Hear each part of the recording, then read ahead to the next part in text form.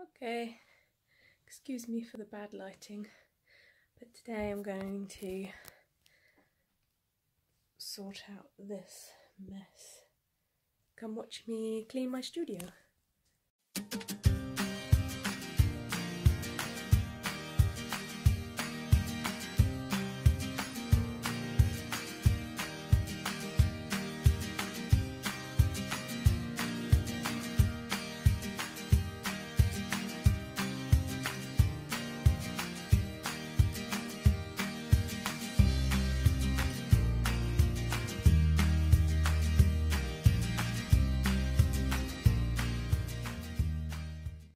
Hello all, it is the next day.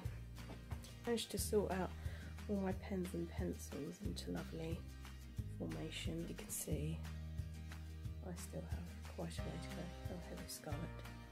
Better get to it.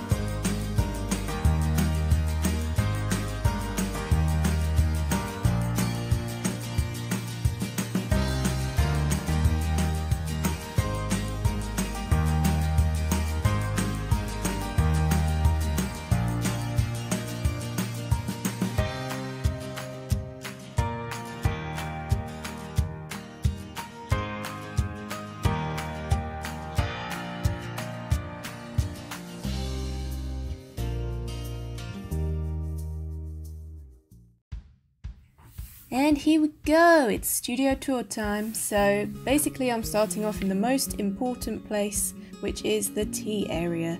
So I highly recommend that if you have a studio, you incorporate one of these into your studio, because it's a godsend. It means I don't have to go downstairs and make myself a cup of tea. You know, you could see it as a distraction or maybe something quite handy. Anyway, here's a collection of my awesome mugs. And here is a pile of work that I've not yet decided what to do with it from a recent show. Here is a storage unit which contains a lot of my kind of printing materials and sculpture and things like that. And all of my tea stuff stands atop this darkroom cabinet. Now I think I'm going to have to explain this in a different video, just because it's a long-winded process. So yeah, I'll explain it in a different video. It's all about keeping your things that are light sensitive in a dark space so that nothing can be imprinted on them, and that's all I'm going to say for now. But here's a little sneak peek. There you go. And as you can see, it is homemade, so it's not without its quirks, like the fact that the door doesn't shut.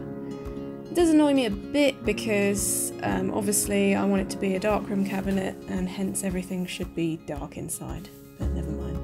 Moving on, this is my easel which my granddad made, and I'm not a massive painter as such, but when I do a painting I use it because it's such a beautiful piece of furniture. Is it furniture? Yeah, I guess.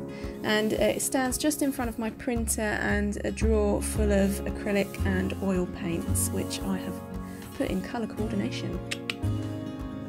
Here is one of my favourite places, and it's my bookshelf which has all of my books from uni, and including sketchbooks and things like that, and it's all organised, and oh, I just love organising books. I'm a little bit of a nerd that way, but you know, don't judge. The top shelf is like theory books, the second shelf is artists, and the third shelf is things that inspire me. So I've got like this book of poems which I'm just flicking through. It's just got some beautiful illustrations, and as you might have guessed from some of my Watch Me Draw videos, I'm very inspired by nature. And the bottom shelf is sketchbooks. This is just an old one I'm flicking through for you now.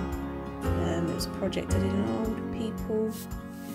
So yeah, there, yeah, that's it. And here is my office area, which isn't really an office area, but just a sort of another storage place. I've got 2 pin boards for ideas and an open sketchbook. Sorry, that's my fridge turning on. An open sketchbook there.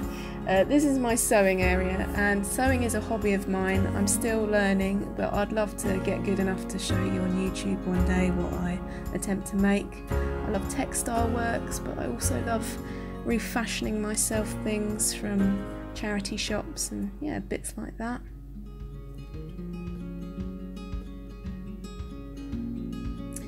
And this is an area of my room which I think is quite important for everyone to have, and it's just kind of a pretty area where I keep a few things that inspire me, so like plant type objects and pieces of my own artwork. So I've got a really nice view here as well of my garden, and it's nice light to do textile works. I've got a couple of candles and plants and an incense burner so it smells nice.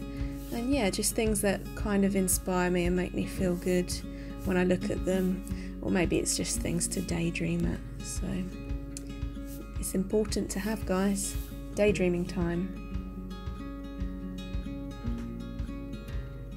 Here's my sink. It's pretty standard for a sink, but you know, I washed up for you guys, so yeah. Here is my main desk, so this is where I do all of my drawing, and you can see my crappy paint job there, new studio. So basically it's just where I do all of my drawing and emailing and things like that. Emailing, I don't really email. It's got a drawer underneath it, which is pretty messy, but that's probably the way it's going to stay realistically. Another set of drawers down here, which have just more materials like paper and scissors and stuff. Another plant, because you can't have too many plants. Yeah, a halogen light, which is handy for screen printing, and this sculpture that I made. It's pretty neat, I think. And this empty ass fridge, because I need to fill it up with chocolate most likely.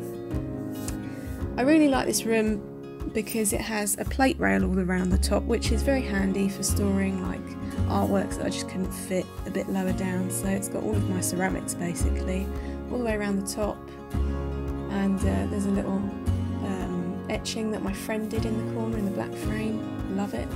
And yeah, so this is just the other side.